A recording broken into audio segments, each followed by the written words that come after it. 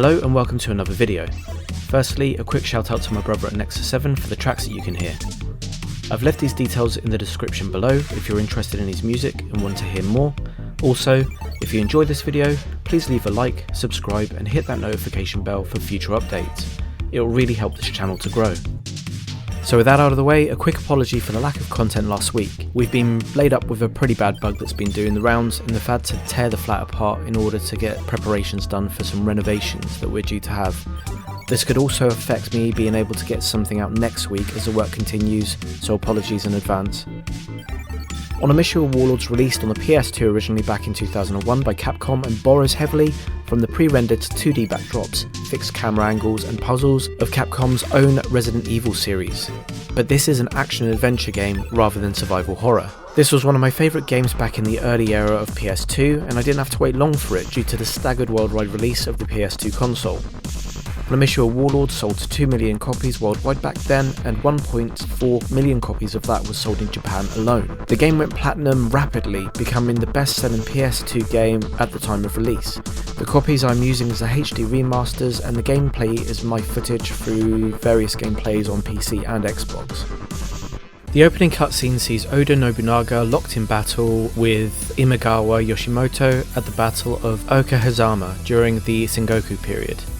Nobunaga wins the battle but is mortally wounded and presumed dead, but at the end of the opening cutscene you see him returning with an entourage of demons. You take control of a samurai, Samanosuke Akachi, and occasionally flip to his partner, a ninja called Kaede.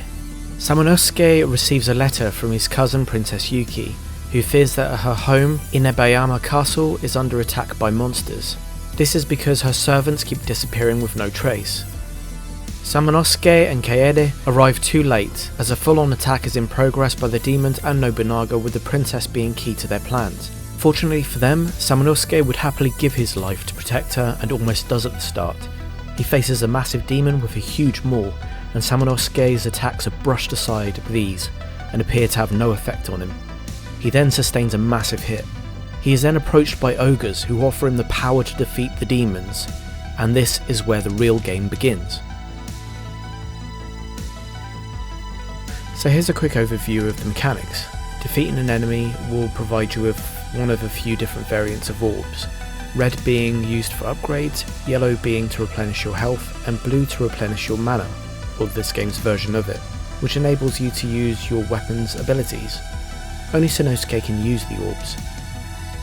Your power increase comes in the form of upgrades that you apply to your weapons or associated gauntlet orb. I tend to upgrade the orbs first, as some of the doors are locked behind one of the 3 variants levels. Additionally, the power of the orb affects the damage output of the associated elemental special move. Both the orbs and weapons max upgrade is level 3. The weapons change in appearance with higher levels, and it goes without saying that their damage increases too. You can also pick up bows and rifles for those hard to reach archer demons that are generally located in high positions, or to solve the odd puzzle. You could even use the upgrade or save areas to combine orbs and materials to create things like better explosive powder for your rifles. Your ninja companion, Kaede, can find upgrades for a melee or ranged arsenal, but as she doesn't utilise orbs, there's no real incentive for her to do so unless there's an enemy that's in the way. Puzzles come in the form of ogre chests, number lock chests, and general progression puzzles. The ogre puzzles require you to answer a question, with the answer being littered around in the books that you can find in the local areas. Number puzzles give you limited turns to put the numbers into the right sequence. Both of these boxes can reward you with armour or weapon upgrades, or ammo, materials, and upgrades for Sanosuke's health or mana. Progression puzzles are generally fairly unique and can range from swapping items with another to gain something and unlock the way forward, as you can see in the clip, or to resolve a timed puzzle that holds the life of your partner and the potential of a reload in its grasps. You can even enter a Dark Realm arena. Progression through this to the very end is the first step to acquiring the best sword for Sanosuke, Bishamon. Completing the game can also unlock special modes and outfits, like you can see in the clip from my Xbox run. An example is completing the game with 20 fluorites for the special Only Spirits minigame, or completing the game with an S ranking for the new Kaede skin. I personally haven't done that yet, but have seen videos that say that you need to do it in 3 hours, having killed 600 demons and collected at least 55,000 souls.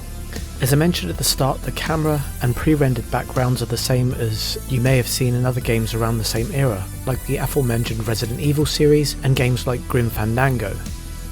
Movement works in the same way too, employing a tank movement system. This means that you can enter an area that changes the camera angle and causes your character to spin out as it changes perspective.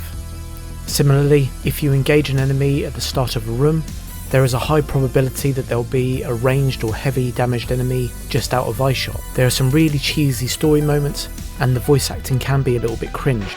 Granted, our Lord Nobunaga more power when he drinks it. That is why you took them?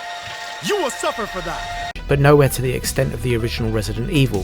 The door won't open! Quick! Stay away from the door, Joe. I'm gonna kick this door down. Hurry! This way! Oh, Barry! That was too close. You were almost a Jill sandwich. You're right. The Metacritic review is a little middling, as you can see in the still, but the Steam page has very positive reviews. I've linked both in the description below. Onimusha Warlords is only £15.99 in the UK, and it comes up often on the Steam sales. This was a massive nostalgic trip for me, and whilst I appreciate that the controls may not be to everyone's taste, it was an amazing trip down memory lane for me personally. If you're a fan of this style of game, or like retro games generally, it may well be worth a look. I think it goes without saying that I like it a lot. I hope you've enjoyed the video, and until next time, thanks for watching.